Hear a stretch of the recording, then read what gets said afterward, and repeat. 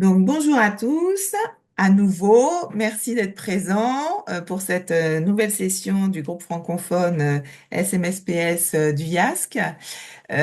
Aujourd'hui, on est ravi d'accueillir Davide Ziveri avec nous, qui va nous présenter et porter des réflexions et des discussions ensuite sur tout ce qui concerne santé mentale, soutien psychosocial et catastrophes climatiques. Euh, Parce que malheureusement, bah, évidemment, c'est un sujet d'actualité, c'est un sujet sur lequel on va devoir de plus en plus parler. Donc, on aura d'abord une petite présentation, petite, grande d'ailleurs, je crois, euh, de Davidé. Et puis, on a proposé aussi à des collègues qui sont sur le terrain de venir partager aussi des exemples par rapport à des programmes ou des questions qui se posaient sur l'intégration de la SMSPS dans les situations d'urgence. Et donc, on va avoir des collègues de Handicap International, Humanité et Inclusion de Madagascar, puisque vous savez qu'il y a eu un cyclone il y a très peu de temps et que donc il y a un enjeu autour de la réponse du cyclone actuellement. Et puis, on aura aussi Alassane, que vous connaissez tous maintenant, Abdou Djibou, qui va nous faire un petit retour sur une expérience au Niger.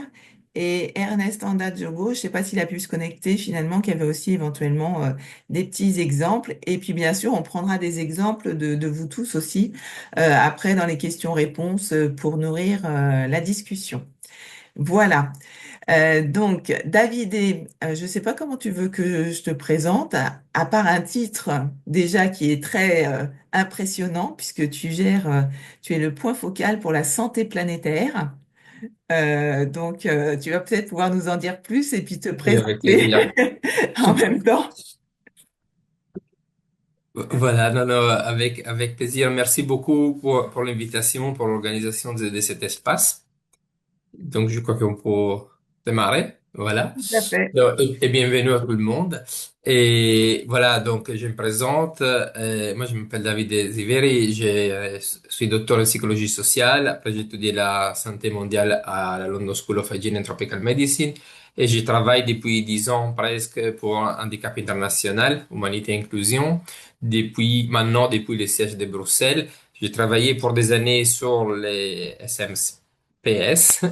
Et, et là, depuis quelques années, je travaille sur l'implication, pour comprendre l'implication du changement climatique dans nos programmes de santé, pas seulement de santé mentale, mais les programmes de santé en général qu'on a et de santé inclusive et pour l'équité en santé qu'on a chez HI.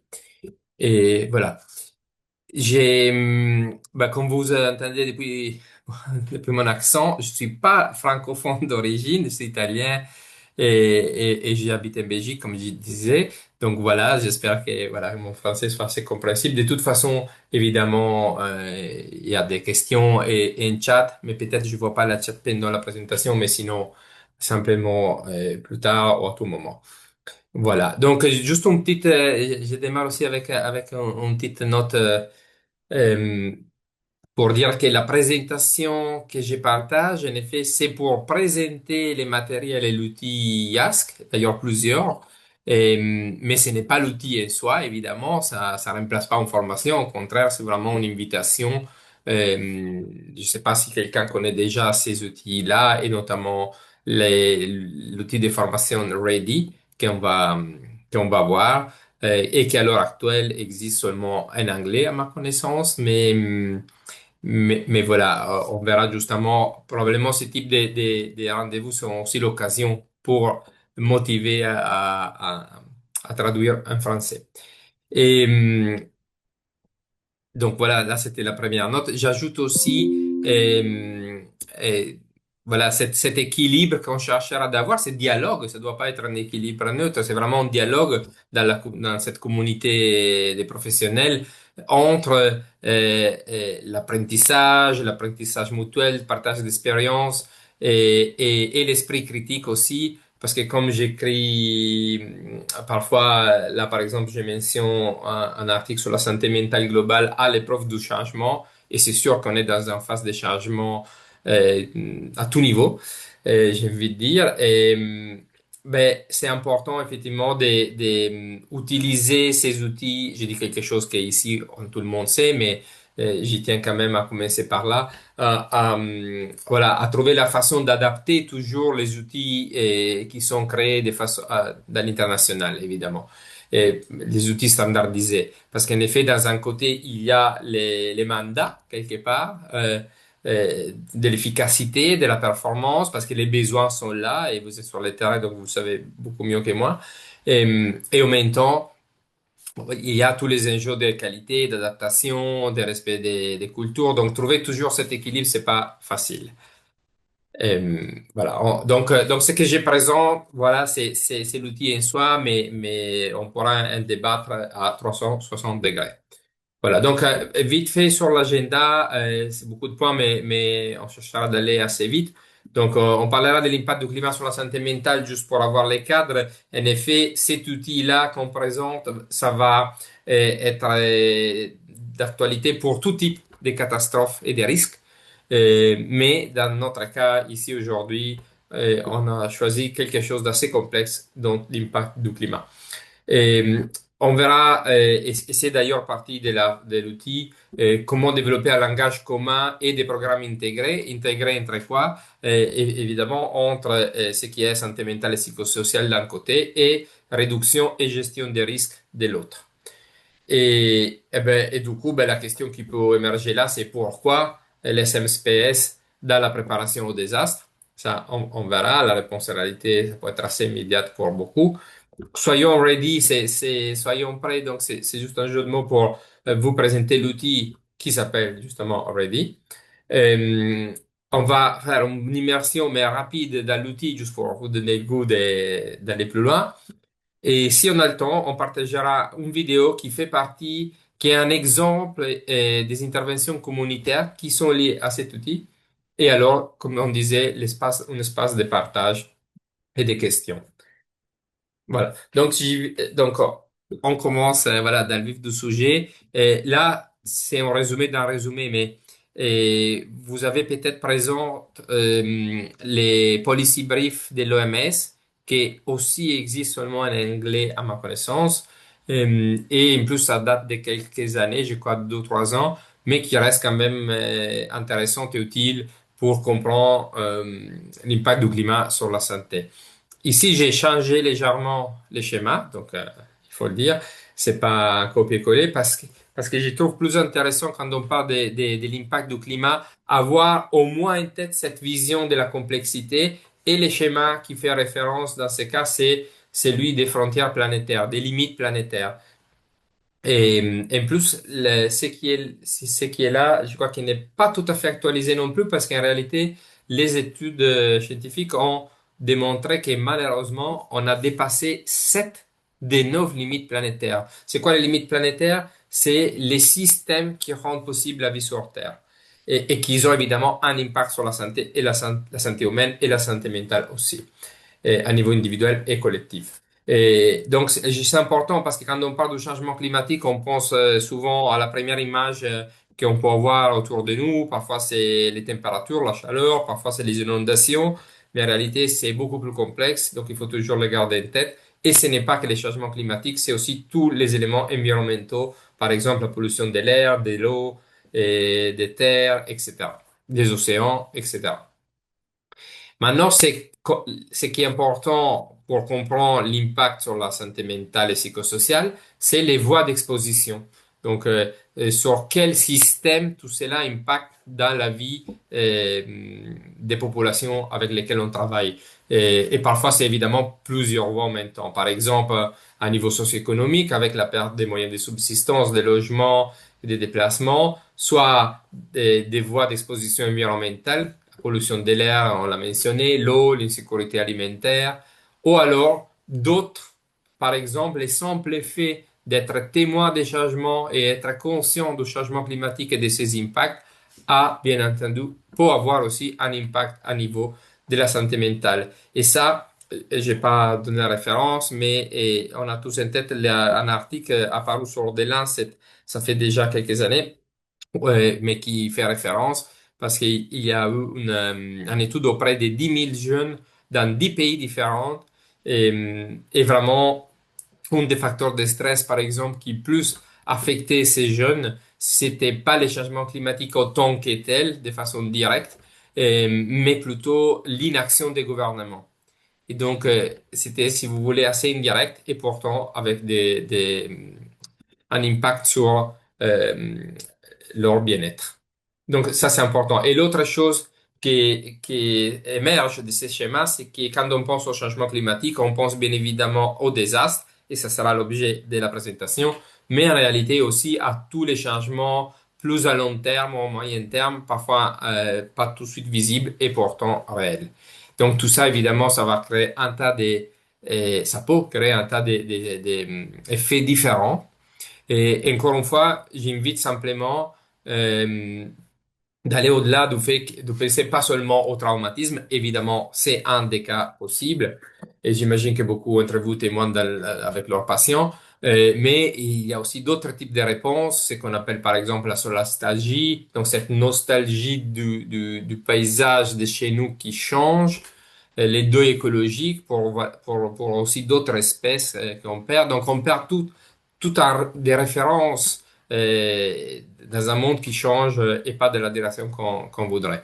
Et des menaces à niveau des relations sociales, donc un changement des relations sociales éventuellement conflictuelles et d'autres réactions des copines comme l'abus d'alcool et de substances, entre d'autres. Donc c'est juste pour dire que, encore une fois, les conséquences peuvent être très différentes. Et n'oublions pas, tout ça est toujours médié par d'autres facteurs, donc la santé, l'handicap, les conditions socio-économiques, évidemment, ça, par exemple la pauvreté, un travail informel, sociopolitique, évidemment, et démographique. Et je crois que c'est important parce qu'en effet, il n'y a pas une crise climatique. Il y a ce qu'on appelle les polycrises. Donc, c'est-à-dire des crises complexes, multiples, qui interagissent entre elles. Donc, les conflits et les changements climatiques, en même temps, dans des pays ou dans des contextes où les systèmes sanitaires peuvent déjà être en difficulté, surtout sur la partie d'offres de services de santé mentale. Donc, des crises qui interagissent entre elles. Donc, évidemment, on ne peut pas penser malheureusement à une seule chose à la fois et donc il n'y a pas une seule solution. Et quand on parle d'impact du changement climatique de la santé mentale, on pense évidemment aux émotions tout d'abord. Et, mais souvent, on s'arrête, pas forcément nous, mais alors les gens avec lesquels on parle, ou les collègues, aux émotions négatives déjà, qui sont liées au changement climatique et encore une fois au désastre. En réalité, il y a des outils comme celui-là qui peuvent être aussi utilisés avec les groupes, avec les patients et qui est disponible gratuitement aussi en français, comme vous voyez, qui, qui nous aide à nommer les vécus des personnes qu'on écoute et, de façon plus nuancée. Donc la peur, évidemment, et l'anxiété, c'est souvent la première chose à laquelle on pense, mais par exemple une puissance aussi, c'est qu'il y a évidemment des conséquences. Et la tristesse, déjà, on n'y pense pas toujours, ce qui peut porter évidemment à la dépression, mais aussi les chagrins, la honte, la culpabilité, le désespoir, et du coup tout ce qui ferme. Mais en réalité, on pense presque jamais à ce qui nous apprend la psychologie positive, donc à l'optimisme, ou alors au manque d'optimisme, et alors comment on peut, à travers nos interventions psychosociales surtout, favoriser tout l'optimisme dans le sens de l'espoir, par exemple. J'ai mentionné tout à l'heure l'importance de travailler avec les jeunes. Donc ça m'est marqué. Donc du coup, c'est euh, important parce que quand on pense dans ces termes, évidemment, on ouvre les champs des possibles pour plus d'activités diverses. Et alors, la dernière à laquelle on pense beaucoup moins, la colère. Comme je disais, la colère, parfois, ça peut être même prédominante. Ça peut être nommé, pas nommé, évidemment, exprimé selon aussi la culture.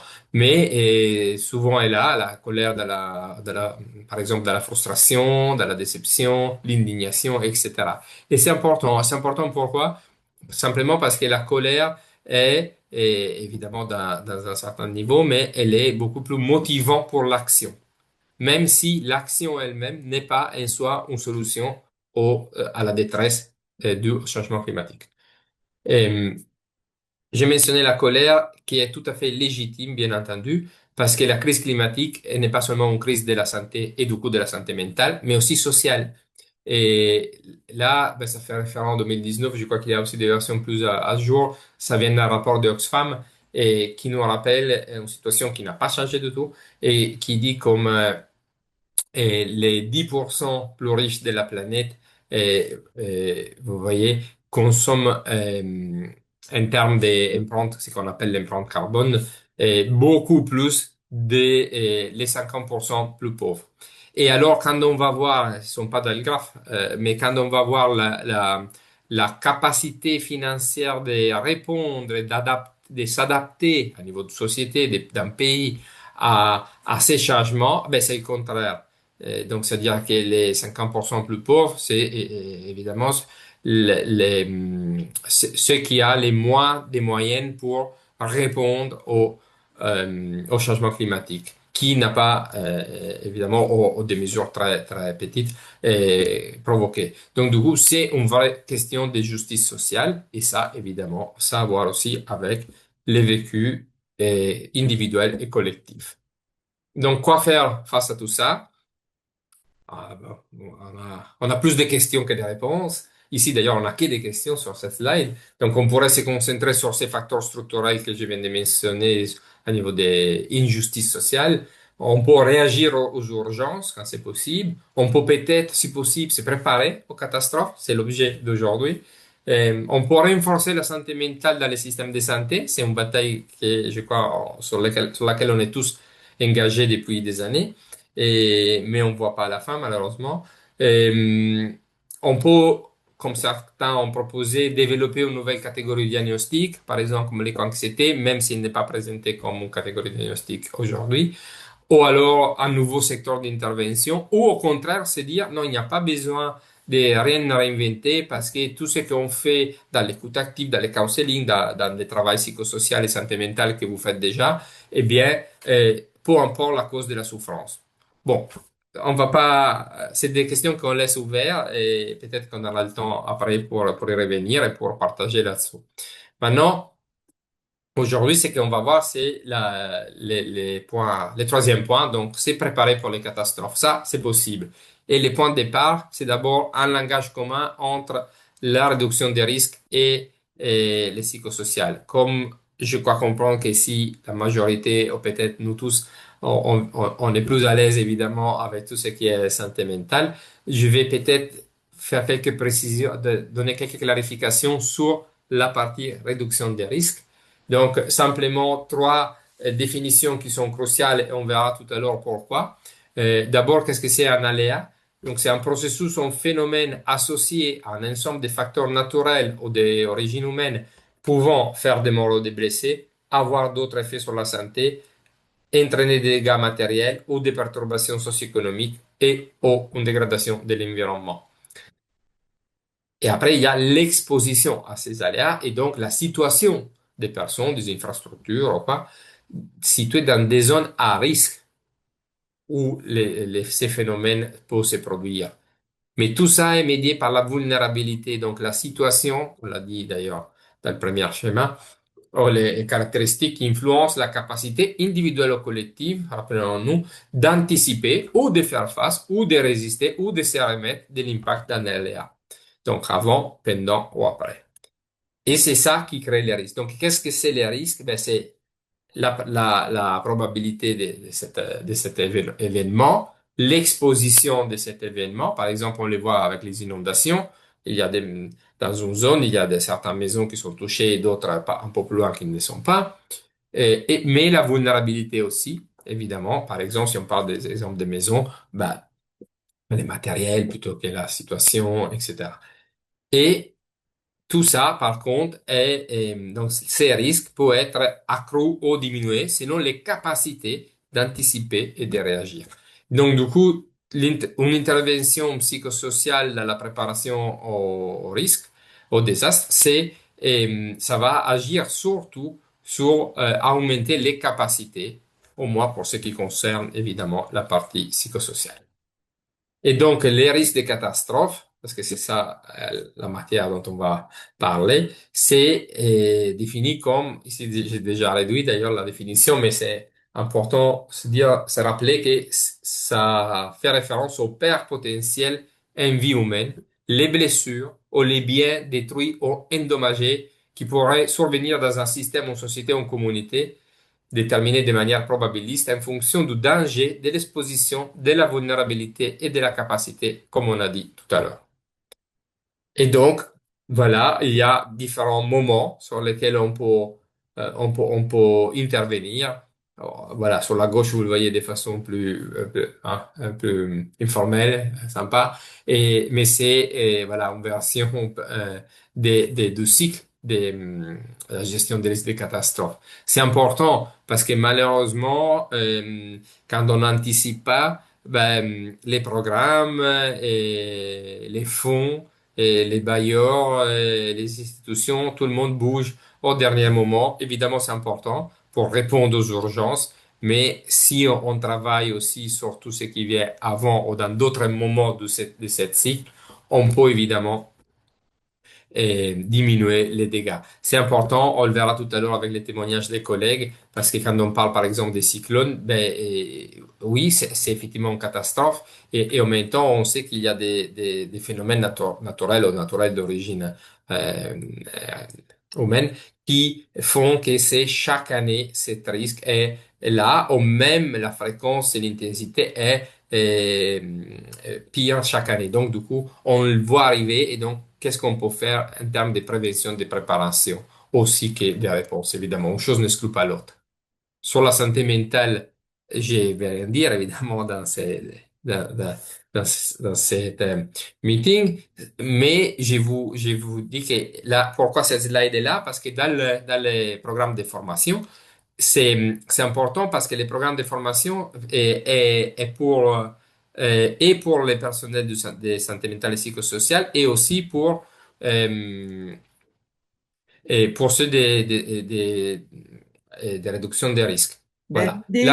Moi, Oui, je me permets de t'interrompre. oui, oui, vas-y, dis-moi. N'hésite pas à faire les commentaires là sur la slide aussi sur la santé mentale parce qu'en plus comme on le sait la SMSPS ça se veut multisectoriel, on espère qu'il va y avoir aussi tout type de public qui va suivre Voilà, ben, je l'espère voir effectivement, en tant mieux. replay Non, non, voilà, tant ta mieux. communication donc Effectivement. n'hésite pas à donner quelques détails. Non, effectivement. Non, mais simplement, ici, peut-être la seule chose qu'on peut dire, donc j'ai mis qu'une seule slide, c'est pour dire que c'est rappeler que la santé mentale, comme vous voyez là, ce n'est pas un état statique, mais c'est vraiment sur un continuum.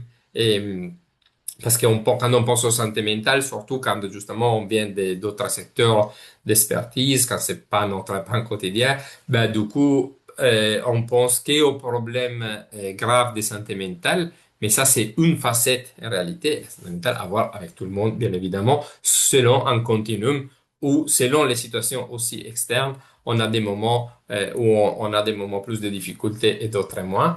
Et je rappelle toujours l'importance de penser la santé mentale et psychosociale à niveau individuel et collectif.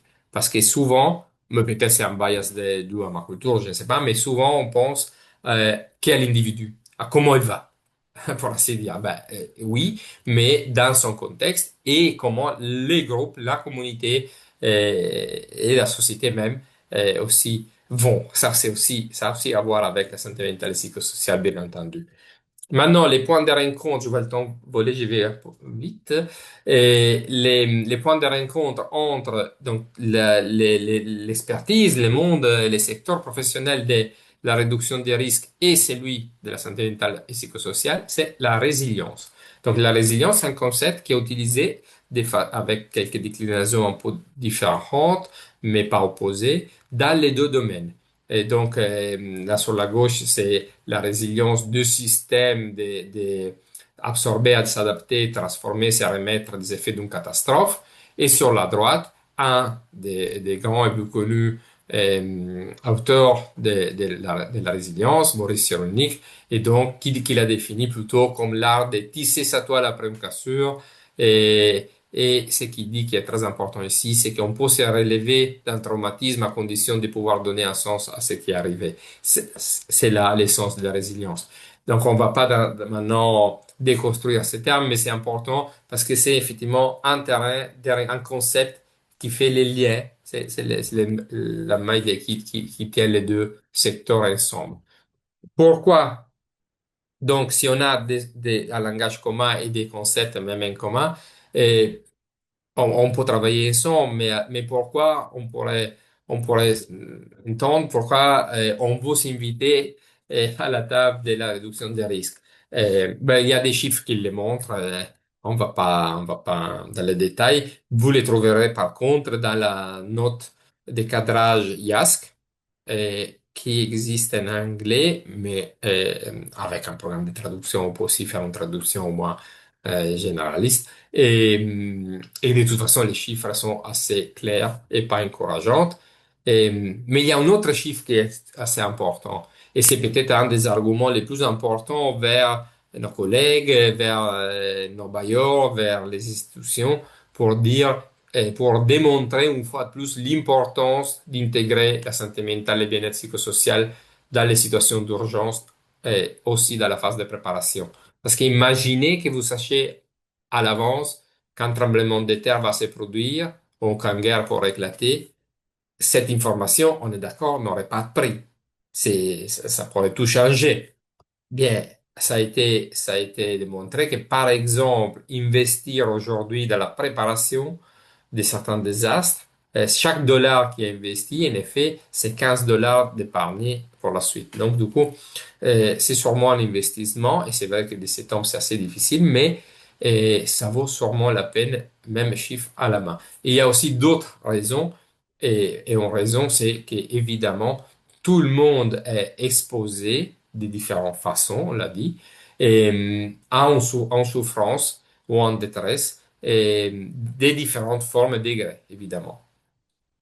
Et maintenant, il est impossible de quantifier l'ensemble de ces impacts socio-émotionnels, et de toute façon, dans l'urgence, c'est pas toujours le but de mesurer ça, mais plutôt d'y répondre le plus vite possible. Mais en même temps, je crois que c'est assez clair et dans l'expérience qu'on peut en avoir sur le terrain, tant à niveau individuel que collectif, je répète, et aussi sur la durée. Parce qu'en effet, il y a, et on sait bien, ça, par exemple, un des effets, surtout quand la réponse n'est pas à mesure, c'est d'augmenter la vulnérabilité et donc, cette communauté, groupe ou personne se retrouve plus vulnérable à la prochaine catastrophe. Vous rappelez la formule de tout à l'heure. Donc, du coup, ça peut entamer un cercle négatif. Et quand on parle des problèmes courants de santé mentale dans ces situations, on fait référence à trois situations. Et je trouve ce schéma assez intéressant parce que il y a évidemment tous les problèmes préexistants qu'on ne doit pas oublier, donc tant à niveau social comme la pauvreté, la discrimination, ou psychologique comme les troubles mentaux préexistants.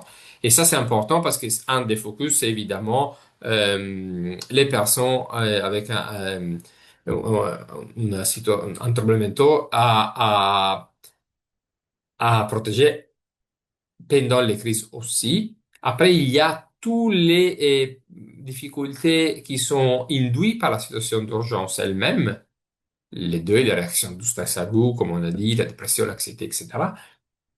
Y compris la syndrome de stress post-traumatique, parfois ou souvent, ça dépend. Mais aussi les facteurs de risque et les problèmes qui sont provoqués de façon directe ou indirecte, parfois par la réponse elle-même et par l'aide humanitaire. Et, par exemple, s'il y a un déplacement, aller vivre pour un moment où on ne sait pas pour combien de temps, et parfois c'est des années, dans un camp de réfugiés qui peut être plus ou moins bien construit et géré, ben, évidemment, ça expose à d'autres types de risques, de stress, etc. Maintenant, il y a une autre donnée, c'est que il y a les estimations de l'OMS qui font référence au conflit, tout particulièrement. Je ne sais pas si on a des données pareilles pour le climat, honnêtement. Ça serait intéressant, mais déjà ça nous indique effectivement qu'il y a quand même un 22% de la population touchée qui peut développer à différents degrés un certain niveau de difficultés de santé mentale et psychosociale. Donc, c'est pour ça que travailler la santé mentale et psychosociale dans la préparation fait tout son sens. Et il y a, encore pour le temps, on ne va pas dans les détails, et il y a des avantages mutuels pour les deux secteurs, tant pour le secteur santé mentale que pour celui de la réduction des risques. En effet, tant à niveau des compétences, à niveau des efficacités et à niveau aussi des fonds et des possibilités donc d'activer des programmes qui sont utiles aux populations. Et donc, les programmes READY, c'est vraiment un outil de formation, comme je disais, et pour les praticiens santé mentale et pour les acteurs de la gestion des risques et catastrophes, qui a le but de renforcer les capacités à gérer les risques pour la santé mentale et le bien-être et à intégrer ça dans la préparation, avant, pendant et après les situations d'urgence. Et donc, les résultats après cette formation qui est dans sa totalité, mais c'est assez flexible, c'est construit justement pour s'adapter à différentes situations, mais que dans sa totalité, ça prend, si je ne me trompe pas, 3 jours. Euh, mais encore une fois, ça peut être construit de façon assez modulable. Mais le résultat, c'est qu'à la fin de la formation, les participants puissent renforcer leur collaboration entre les deux secteurs afin de gérer conjointement les risques. Et les résultats attendus, c'est qu'à la fin de la formation, les participants auront préparé un plan d'action pour intégrer les deux secteurs dans une réponse du coup plus efficace et plus complète. C'est le plan de formation, se développe sur 5 modules plus 2 modules additionnels qu'on va voir, donc par étape. Donc c'est assez logique, c'est vraiment un acheminement très logique.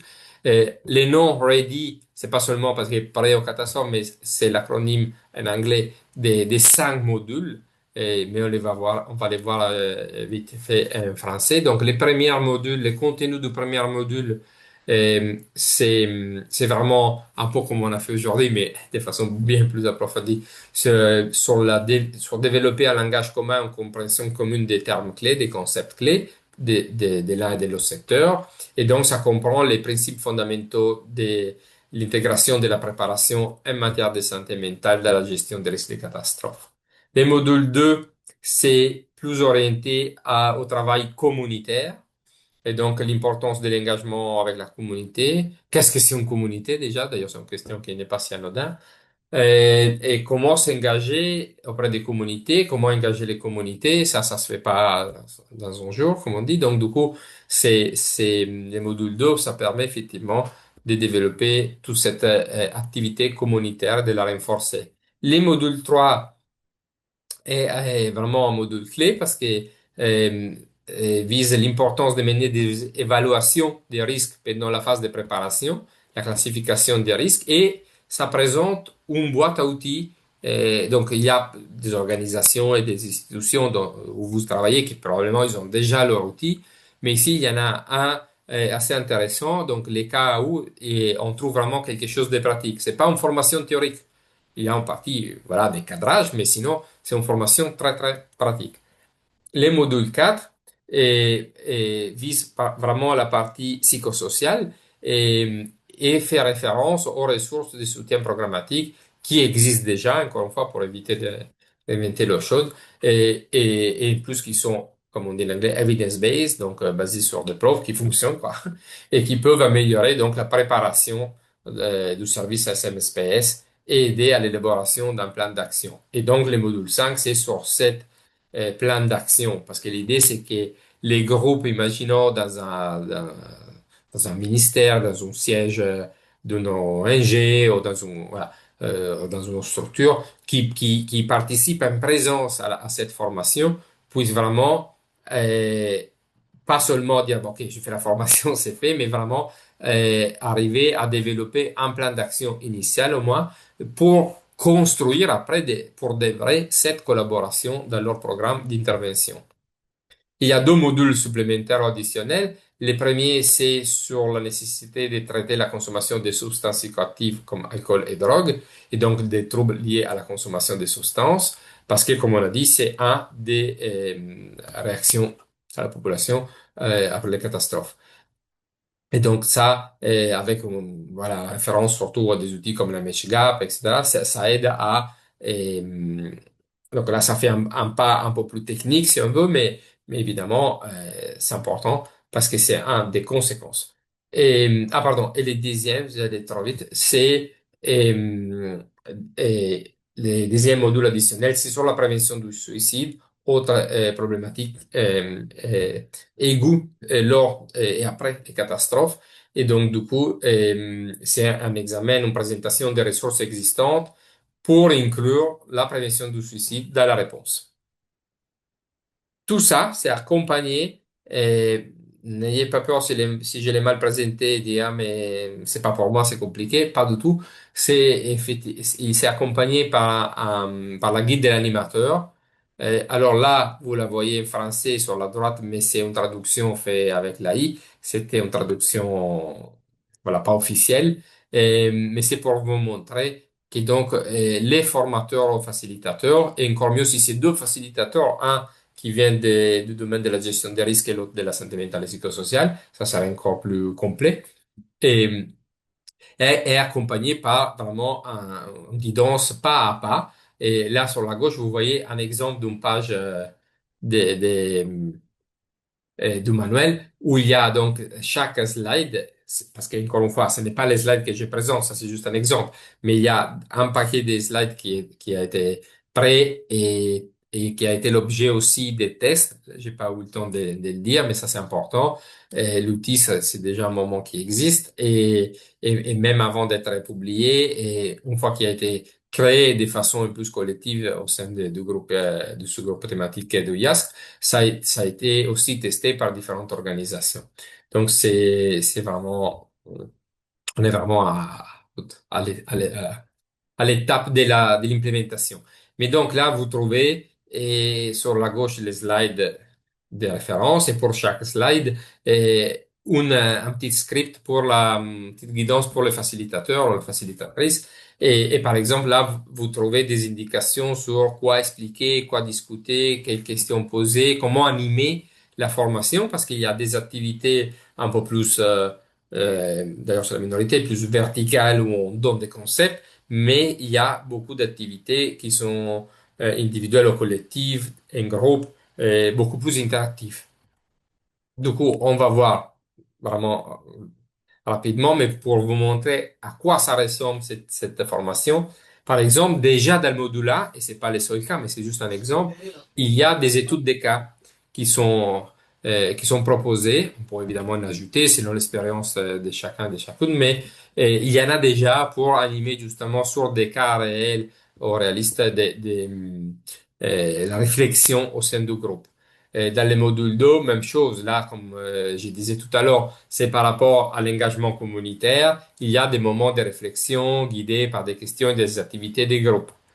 Les modules 3, qui, comme je disais, c'est sur l'outil. Et, donc là, il y a toute une présentation bien claire de cette boîte à outils qui est qui est soit l'intention des gouvernements, mais aussi des organismes de la société civile et des organisations communautaires pour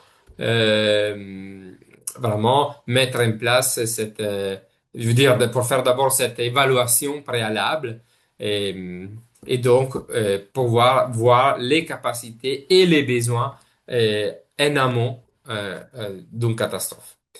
Et les modules 4 offrent vraiment une panoramique de beaucoup d'outils que j'imagine la plupart d'entre vous connaissez bien. Vous y retrouvez déjà tout de suite au coup d'œil les PFA, les PM Plus, les MeshGap, etc. Et alors, il y a toute une référence très importante à ce qui en anglais c'est les MCSP, donc les Support Minimum Service Package. Alors, c'est important parce que cet outil qui est principalement destiné à la réponse d'habitude, mais il y a aussi des ressources qui peuvent être utilisées pendant la préparation. Et alors, dans la liste des contrôles de capacité qu'on a simplement mentionné au module 3, et il y a des références directes aux activités correspondantes de cet outil d'intervention. Donc, du coup, ça fait le lien vraiment de façon facile pour dire, ben, s'il y a ces besoins, voilà ce qu'on peut faire. Voilà. Évidemment, selon les contextes, mais ça offre des pistes d'action, quoi.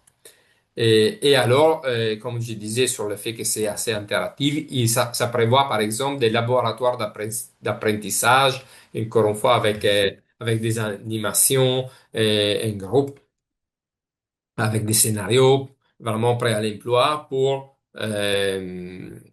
qui peuvent être adaptés bien sûr, mais qui met en situation les participants. Et alors, le module 5, vous vous rappelez, j'ai dit que c'était pour préparer un plan d'action, ben ça ressemble à quelque chose comme ça, c'est-à-dire une liste d'actions qui font sens par rapport aux besoins dans un contexte particulier et dans un moment spécifique, mais qui identifie dans la mesure du possible aussi les responsables, les calendriers, les besoins et les indicateurs de réussite pour pouvoir vraiment avoir clair qui fait quoi. Et les deux modules complémentaires aussi, ben, comme je disais, surtout les premières références aux outils OMS pour la consommation, pour réagir à la consommation de substances et l'autre pour la prévention du suicide. Voilà. Donc, ça, c'est les programmes ready. Mais j'utilise encore 10 minutes de votre temps avant d'ouvrir les débats pour un petit focus sur un outil, disons, particulier qui est une vidéo d'animation alors qui fait partie de cette formation, mais qui fait aussi sens un soir, disons, bon, pour un usage un soir. Pourquoi? Parce que c'est une vidéo d'animation qui a été créée toujours par les groupes. Et, et celui-ci, on l'a traduit, au moins les sous-titres, pas l'audio, mais les sous-titres en français, et qui est accompagné d'un guide d'utilisation aussi. Et celui-ci, on vient de le traduire vraiment avant-hier, je crois, en français, donc il sera bientôt disponible. Je crois que vous le trouvez déjà en anglais sur mhpss.net, mais comme je viens de dire, bientôt en français aussi. Et ça permet ben, déjà de faire de la sensibilisation, mais aussi à niveau communautaire, mais aussi des interventions, d'animer par exemple des facilités, des ateliers. Là, par exemple, les collègues au Sri Lanka, ils ont vraiment testé ça et avec les enfants et les adolescents. Voilà, pour vraiment... allez, je vais rien dire de plus parce que je vous présente la vidéo. Je laisse courir la vidéo. La vidéo dure 10 minutes. En principe, l'audio marchera aussi, même si la langue sera en anglais, mais les sous-titres seront en français. Et comme ça, on pourra en discuter avant. Mais je ne vais pas dire plus parce que la vidéo, elle s'explique pour elle-même. Je vous ai pris, et ceci surtout, si par hasard, quand je lance maintenant, l'audio ne marche pas, ben, dites-le moi. Tout à fait, ouais.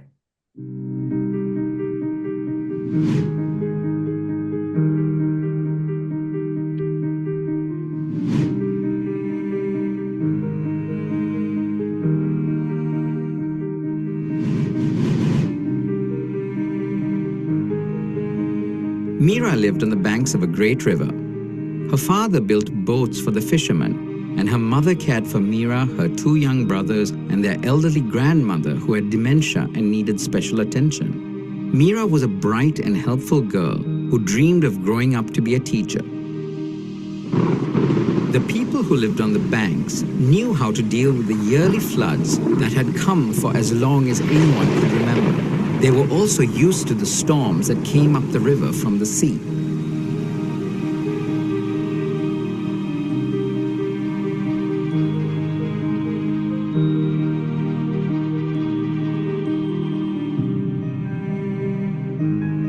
But with changes in the climate, storms were becoming less predictable and much stronger than before. Mira's grandmother said that the weather patterns were now so different from what she could remember when she was younger. This year's storm was more powerful than anything they had ever seen. The weather system caused the sea level to rise and sent a powerful wave surging up the river towards Mira's home. No one was expecting this. And when the wave hit the houses, there was chaos and destruction. Some wooden houses were smashed by the wave, and others were torn from their moorings and carried by the water.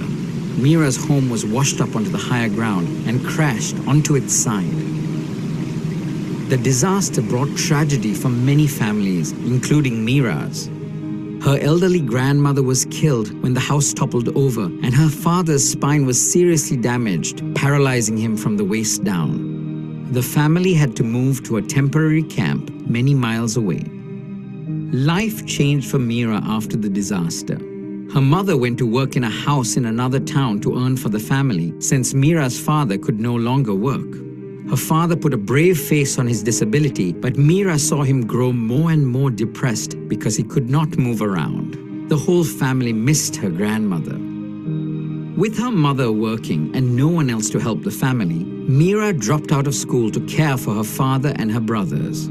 She lost contact with her friends who had been displaced to a different camp, and it seemed like now she would never get to become a teacher. People in the camps were often frustrated and angry because their lives were hard, and Mira didn't feel safe moving around by herself.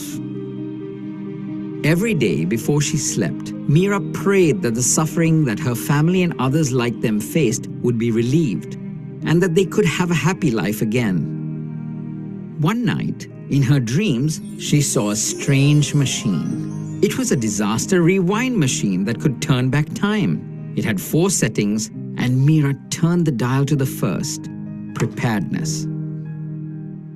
Suddenly, Mira was transported back to a time just before the storm. She could see that there were volunteers being prepared to respond to hazards and support people who were affected in their aftermath. She saw government officials and community groups discussing plans for temporary housing and assistance. A psychologist was explaining how important it was to provide social and emotional support to people who were affected by a crisis. She also explained that this would help them cope with the disaster and reduce the chances of longer-term problems. Then, Mira saw the storm surge strike again, causing terrible destruction once more. However, this time, the community volunteers were quick to come to the assistance of the affected people. They comforted Mira's family as they mourned her grandmother and provided practical support to her father in overcoming barriers to access the services he needed. The temporary shelters were organized to keep neighbors and relatives close together. So, when Mira's mother had to work to feed the family, someone they knew helped to look after Mira's father and brothers while she went to school. At school, the teachers were especially kind to the children who had lost family and encouraged the students to help one another with practical things like homework assignments and sharing school supplies. There was one girl in Mira's class who found it hard to concentrate and frequently cried in school. So her teacher arranged for her to see a counselor who had been trained to help children who were struggling after the disaster. Mira's father also got support from a community group and received training to take up a new job at a shop. He became more confident about living with his disability. Slowly, Mira's family put their life together again. Mira looked at the disaster rewind machine and turned the dial back to mitigation and prevention. Once again, she was transported back to the period before the terrible storm. This time, she saw people, including her father, shifting all the wooden houses towards the edge of the floodplain. She saw her father explaining to the children that all the adults had discussed and agreed to do this to protect the houses from high flooding, and that the stronger, higher houses would keep them safe and reduce the risks of damage to their homes. Other people were making plans to be able to move their livestock to higher ground. The government was also announcing a new early warning system by radio and SMS message to alert people of hazards like strong storms or flooding. Mira's family also received a visit from a community health worker from her grandmother's clinic to make sure they were prepared to evacuate her if necessary. This time, when the storm surge came, Mira saw that the houses stood strong above the waves. The children and adults inside had already been warned of the danger by the government and had moved their livestock and boats to higher ground. They were all confident about the measures they had taken to protect themselves and were less afraid. When the storm cleared, there was only minor damage to the houses, and no one had been seriously injured. Even though she was dreaming, Mira cried with joy to see that her grandmother was alive and her father was walking about. Everyone in the community helped to clean up after the storm, their bonds even stronger for having worked together to prevent harm. Mira didn't want to leave this happy part of her dream, but she knew she had to turn the dial to explore the final setting: response and recovery. This brought her back to reality, where her family was suffering after the disaster. However, this time she saw people talking about how they needed to rebuild their community so that the disaster would never happen again. There were organizations helping people like her father speak about their experiences and suggest ways to rebuild the houses more safely. There was a scheme to help families like hers to start small businesses, so her mother was able to move back to work from home. The government increased the number of social workers to help children stay in school, and disaster preparedness and prevention was introduced as a topic in their curriculum, so that everyone grew up with knowledge of how to prepare for and protect themselves from hazards. This made people more confident about facing these and better able to cope with the stress of an emergency. When Mira woke up from her dream, she thought long and hard. She knew what she wanted to do. Everything the Disaster Rewind machine had shown her was about how people can take action to reduce or prevent the harm and pain of disasters. This was so important, but Mira wondered why people didn't do anything to stop or reduce hazards like these destructive storms in the first place. Her grandmother had said that the changes in the climate were caused by people's effects on nature, but that they didn't care enough to stop this. Mira made up her mind that she would do whatever she could to prevent more disasters like the storm that harmed her family. She now had a new goal in life.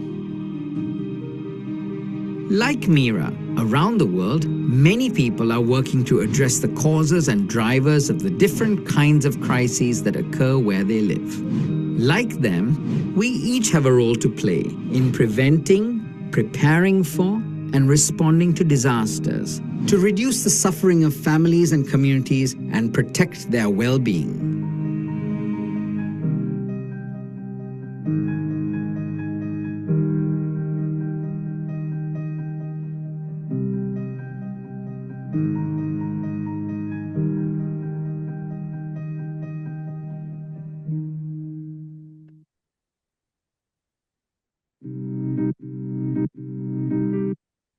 Voilà.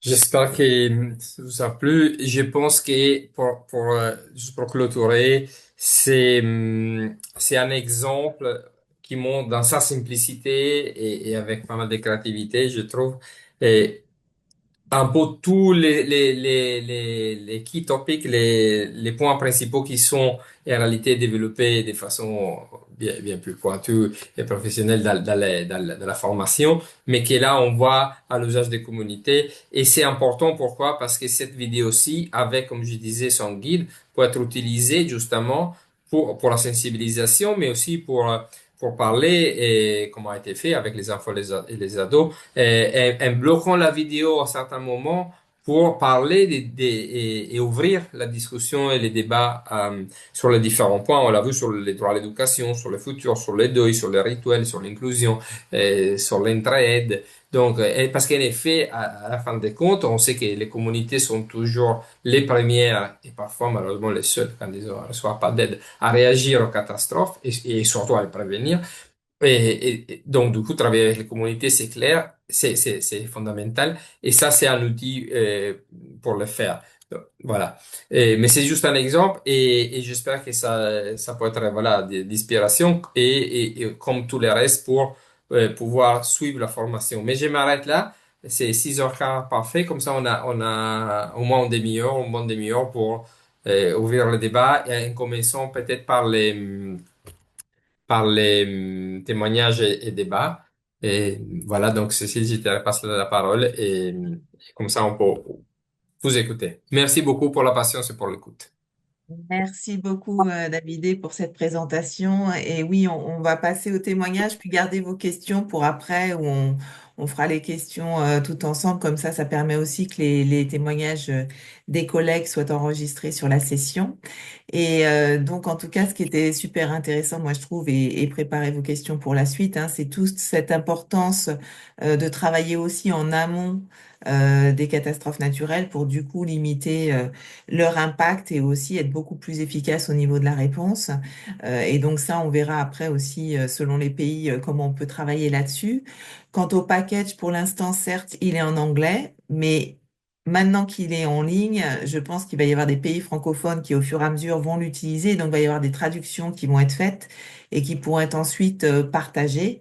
Donc, on a bon espoir que assez rapidement, il soit aussi accessible aux non-anglophones en français et que vous pourrez l'utiliser. Et puis, j'ai mis au fur et à mesure dans le chat pas mal de documents et d'autres ressources dans lesquelles il y a aussi, bien sûr, des éléments qui se répondent puisque Davidé parlait d'un groupe thématique, hein, donc dans le groupe de référence, il y a ensuite des groupes thématiques qui sont mis en place, où c'est des ONG, organisations, etc., agences des UN, qui se mettent ensemble pour travailler sur un thème qui semble important et pour développer des outils qui vont être utiles au terrain.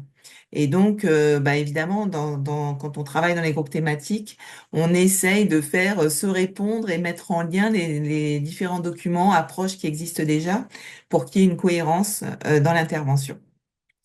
Donc, on a avec nous des collègues en principe de Hachi à Madagascar. Je crois qu'il y a Mial aussi d'ACF qui est dans le coin. Alassane aussi qui a été déployé pour mettre en place le GTT cet été avec les gens à Madagascar. Donc, d'abord la parole aux personnes d'Achi. J'ai pas vos noms, donc désolée, je suis pas très polie. Mais Davidé, je pense que tu vas pouvoir nous les présenter. Oui, voilà. Et, je pense que Catherine Solé et Kiadi sont connectés. Je vois beaucoup de noms sur mon écran, donc je vous invite simplement à ouvrir votre micro, Catherine, qui a Très bien. dit. Bonjour tout Ah, le monde. voilà, là je vous Bonjour vois. tout le monde. Voilà, ben voilà, à vous, donc je laisse la parole aux collègues d'Achi qui sont vraiment engagés dans la réponse sur le terrain, donc c'est vraiment un témoignage super important. À vous tout de suite la parole, moi je parlais déjà trop longtemps. Merci pour l'introduction. Alors, veuillez m'excuser pour le manque d'image parce qu'ici, la connexion est un peu difficile, donc je ne pourrais pas activer ma caméra. Est-ce que vous m'entendez bien? On vous entend très bien, il n'y a pas de problème. On comprend tout à fait la difficulté de connexion. Ok, ok. Donc, je vais commencer par une brève introduction sur les impacts sur les infrastructures, puis la population, la situation humanitaire actuelle, puis terminer sur les activités proposées par Hachi, on va dire, de santé mentale et de soutien psychosocial. Alors, au niveau des infrastructures, les infrastructures urbaines sont détruites, endommagées à hauteur de 75 à 80%. Donc, il Les- a dit juste pour rappeler, donc on est à Madagascar. oui, on est à Il y a eu Madagascar. un cyclone Oui, il y a il y a eu maintenant combien de un temps? Presque trois cyclone, semaines? oui, et c'était le 11 février, si je ne me trompe pas. C'est surtout la région est de Madagascar, dans la ville de Tuamasin, qui a été impactée. Désolé, j'étais un peu Non, stressé. merci, c'est juste pour que, comme il y a des gens de plein d'endroits, tout le monde soit raccord. C'est la partie est de Madagascar, donc une des grandes villes, je dirais la capitale économique de Madagascar, parce que c'est le port où tout arrive, tous les ravitaillements arrivent, en la plus grande partie en tout cas. Donc, ça vous met un peu le contexte. Alors, les infrastructures urbaines sont détruites, endommagées à hauteur de 75 à 80%. Les débris sont toujours présents dans les rues, rendant ainsi difficile l'accès à certaines zones. Dans la plupart des quartiers de la ville, il n'y a pas encore d'eau ni d'électricité. Les hôpitaux et les centres de santé, les écoles sont endommagés et ou partiellement détruits. Actuellement, un seul hôpital est en état de fonctionner. Les dispensaires sont endommagés et les centres de santé aussi sont très endommagés, surtout dans la périphérie et dans les zones urbaines. Ok, ok. L'impact sur la population, actuellement, selon les derniers chiffres, il y a environ 606 000 personnes touchées sévèrement dans le district 1 et 2 de Touamas. On recense plus de 80 personnes sans abri euh, qui sont un peu éparpillées dans tous les quartiers de la ville. À cela s'ajoutent des inondations parce qu'il est à savoir que durant cette semaine qui a débuté, la fin de semaine dernière, il y a eu de fortes précipitations, ce qui, qui a créé aussi des inondations dans la ville actuellement. Dans la ville de Touamasna, seuls plus de 16 000 personnes ont été déplacées. De nombreuses familles vivent dans des abris temporaires ou sous des porches. Le constat général, en fait, il y a une précarité économique, un stress post-catastrophe, une insécurité sur les sites d'hébergement, faibles services de santé, de protection, créant ainsi un environnement à haut risque de violence et propice à l'exploitation des personnes vulnérables. En ce qui concerne la situation humanitaire, les organismes humanitaires tels que les Nations Unies, les ONG internationales, les ONG nationales ainsi que les associations locales mettent en place des soutiens, on va dire, de soutien psychosocial, des PSP, des prises en charge des cas de VBG. Il y a aussi des fournitures d'abris d'urgence, de nourriture et de soins médicaux. Alors, en gros, en résumé, en fait, le cyclone Gézani a causé à Tamatave une destruction assez massive sur les infrastructures et un grand nombre de sans-abri, laissant des dizaines de milliers de familles dépendant de l'aide humanitaire. En ce qui concerne les activités proposées par Hachi, nous avons fait une évaluation des services disponibles ainsi qu'un peu d'état des lieux, une identification des sites d'intervention. Donc, nous avons décidé d'œuvrer dans des centres de santé de base au niveau de District 1, donc dans la zone urbaine, au niveau de trois centres de santé plus précisément. Nous allons mettre également des sensibilisations auprès de la communauté, mettre en place des groupes de soutien pairs par les pairs, mettre en place aussi des counselings individuels et promouvoir l'information sur les services disponibles en santé mentale. À côté de cela, on va essayer de plaidoyer pour la mise en place des services en santé mentale et soutien psychosocial. Merci de m'avoir écouté. J'espère que ma présentation a été claire et que je n'ai pas été un peu coupé par le réseau, que ça a été entendu par tout le monde. Merci. Non, merci beaucoup, Kadi. Ça a été très clair. On a tout bien entendu. Bravo pour la présentation et pour tout le travail qui est fait là sur place suite au cyclone. Et je vois que Davidé veut prendre la parole. J'ai juste une question rapide, juste un retour à chaud. Vous, de la situation très difficile dans la phase des réponses, maintenant on a présenté un outil qu'honnêtement, NHI, on n'a pas encore intégré et qu'on espère voilà, de pouvoir faire dans les prochains mois et années.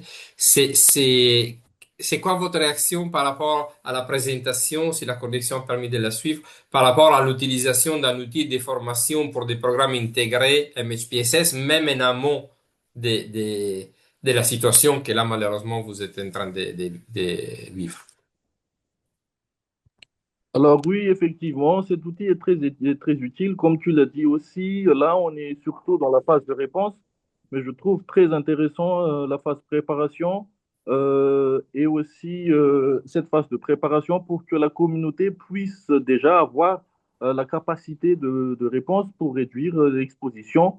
Donc, je trouve effectivement que c'est très intéressant. Ça aurait pu nous aider et c'est d'ailleurs déjà dans une optique de stratégie comme ça qu'on pense intervenir sur les prochaines années. Donc, merci pour la présentation de cet outil. Alors moi, je mets ma petite casquette groupe de référence du YASC, évidemment, pour savoir le lien que vous avez aussi avec le GTT qui a été mis en place l'année dernière. Puisqu'il y a tout un travail qui a été déjà démarré l'année dernière, justement, avec la cellule d'urgence, de réponse aux urgences, etc., qui est en cours. La semaine dernière, il y a eu toute une intégration dans le curriculum de réponse des agents de première ligne, tout un volet santé mentale qui a été travaillé avec le GTT SMSPS et les cellules de réponse aux urgences. Donc, ça m'intéresse de savoir un petit peu comment vous vous coordonnez, puisqu'un des enjeux aussi hein, dans les réponses aux urgences, c'est effectivement de voir comment on arrive à se coordonner. Je vois que Mial est là, je ne sais pas si elle a une connexion assez bonne, parce que je sais qu'elle était en déplacement aujourd'hui. Mais ça m'intéresse de voir comment vous vous coordonnez justement entre les différentes organisations, notamment SMSPS, sur le terrain dans la réponse et au niveau aussi de la capitale. Merci pour avoir posé la question. Moi et Mial, on reste tout le temps en contact en fait sur les réponses qu'on mettre en place sur le district 1 et district 2 de Tamatave. J'ai également assisté à la formation conduite par Alassane quand il était ici de passage à Madagascar. Donc, sur ce point-là, on essaie de coordonner pour voir les gaps et pour éviter les doublons, pour vraiment s'organiser pour offrir une réponse la plus complète possible pour la population vulnérable de Tamatave. Bah, merci de la réponse et je pense que c'est un élément aussi important quand on a présenté là l'outil par exemple, c'est d'avoir une réflexion où on peut être plusieurs organisations aussi à organiser ce type de formation, plusieurs organisations où on va les faire le plaidoyer aussi auprès des collègues qui travaillent sur le climat, sur la préparation au désastre, etc. Et du coup on a une voix qui porte beaucoup plus et une coordination après qui va être bien installée si aussi en amont des catastrophes, on a déjà eu l'habitude de travailler ensemble. Donc ça, c'est super que ce soit ce qui se fait sur Madagascar maintenant. Merci. Malheureusement, le GTT a été fait et depuis, il y a eu énormément d'urgences à Madagascar. Depuis 8 mois, malheureusement, le pays est touché par plein d'urgences successives. Merci beaucoup pour ce retour. Est-ce que, alors, il y avait Alassane qui devait faire un petit retour aussi sur un autre contexte. Je ne sais pas si, Alassane, tu as envie de partager aussi un retour sur l'exemple du Niger. Ok, bonsoir à tout le monde, à toutes et à tous. Oui, rapidement, je pourrais faire ce retour. Je voudrais juste ajouter un petit point sur le contexte malgache. La semaine surpassée, j'ai été sollicité par le groupe de travail technique quand ils étaient en train de coordonner la réponse en termes de compilation d'outils, les adaptations pour répondre. Et j'ai eu le privilège quand même de les accompagner dans ce sens, participer à une de leurs réunions. Il y avait Catherine, effectivement, de HI qui était là avec Miel, avec d'autres acteurs. Et effectivement, la question de Cécile, c'est là où ça, je trouve que ça reste effectivement à encore renforcer. Quand j'étais là-bas, il y a eu des actions qui ont été amorcées, puisque j'ai eu la chance de venir pendant la période où les plans de contingence étaient en train d'être élaborés par le BNGRC, le Bureau national de gestion des risques et catastrophes. Alors, juste Euh, pour expliquer, Alassane est actuellement au Tchad, déployé pour aider la réponse soudanaise, mais avant, pour oui, tout tout dire, à fait. il était à Madagascar et il a appuyé la mise en place du GTT avec les collègues dont on est en train de parler. Donc voilà pourquoi Non problème. il a cette vision aussi et il peut appuyer aussi Madagascar. Oui, tout à fait. Alors, il y a ces actions en termes de prévention, de préparation, anticipation, les actions anticipatoires, les actions de préparation, tout ce qui est aussi les actions de réponse. On a su intégrer dans ce plan de contingence au niveau national qui, aujourd'hui, les a permis d'actionner l'action avec l'appui de gouvernement, leur permettre de dérouler les activités avec malheureusement le peu de fonds que les organisations ont dans ce cadre. Félicitations et bon courage aussi pour les actions que vous faites et pour la communauté que nous continuons de servir. Alors, je voudrais partager avec vous effectivement notre contexte qui n'est pas celui des cyclones ni des inondations, mais de la sécheresse qui reste un phénomène assez récurrent, cyclique chaque année qui continue à être une source qui génère énormément d'angoisse, de stress chez la population au Niger, notamment dans les zones sahéliennes. Alors, on avait un programme que j'ai eu l'opportunité de participer de 2018, 2019 et 2020 avant de quitter la zone. Alors, la zone, elle est frappée chaque année par de fortes sécheresses, puisque dans les 12 mois de l'année, il y a 3 mois qui couvrent la saison de pluie et aussi mal répartis dans l'espace et aussi dans le temps. Donc, ce qui laisse pas aussi tout ce qui est action de conservation en termes de ressources, que ce soit pour les bétails et aussi pour les êtres humains, étant donné une zone pastorale. Alors, nous avons commencé par tout ce qui est évaluation, mais c'était un diagnostic communautaire qui a été fait. Donc, dans les villages que nous avons ciblés en termes de niveau de vulnérabilité, alors, ils ont listé toutes les différentes difficultés qu'ils rencontraient, les a accompagnés à faire des priorités. Et nous sommes positionnés sur deux des priorités et faire une note de plaidoyer pour les restes des priorités qu'ils avaient listées. Alors, les deux priorités, c'était, étant une zone pastorale, leur bétail faisait face à une sécheresse qui les impose à quitter la zone pour aller même vers d'autres zones avec tous les risques qui s'y trouvent. Et aussi, ceux qui restent, ceux qui n'ont pas la capacité de faire ce voyage avec des bétails, les femmes, les enfants, les personnes âgées sont obligées de rester, mais aussi leur alimentation ne leur permet pas de couvrir l'année. Alors, ils avaient identifié pour les personnes qui restent dans la communauté des sites non loin de leur village, c'était à quelques 6 kilomètres, c'est des bas-fonds non aménagés. Donc, l'idée pour nous, c'est de les accompagner à aménager ces bas-fonds, à les sécuriser et à créer les conditions en termes de forage pour faire des cultures de contre-saison. C'est le langage qu'on utilisait dans la localité.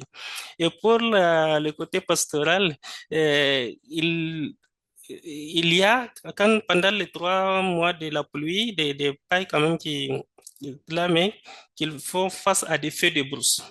Donc, pour prévenir, afin de garder les bétails de la zone, nous avons passé à la stratégie qui était celle de faire des bandes par feu. Un espace, la zone, pour qu'en cas de feu, que ça ne ravage pas l'intégralité des périmètres couverts par les tailles et les aliments bétail. C'était le projet dans sa globalité porté par le secteur de sécurité alimentaire et moyens d'existence. Mais que nous, en tant qu'acteurs de la santé mentale et psychosociale, nous avons intégré des actions dans la préparation, donc dans le diagnostic, on était là, et aussi dans les actions qu'on avait proposées.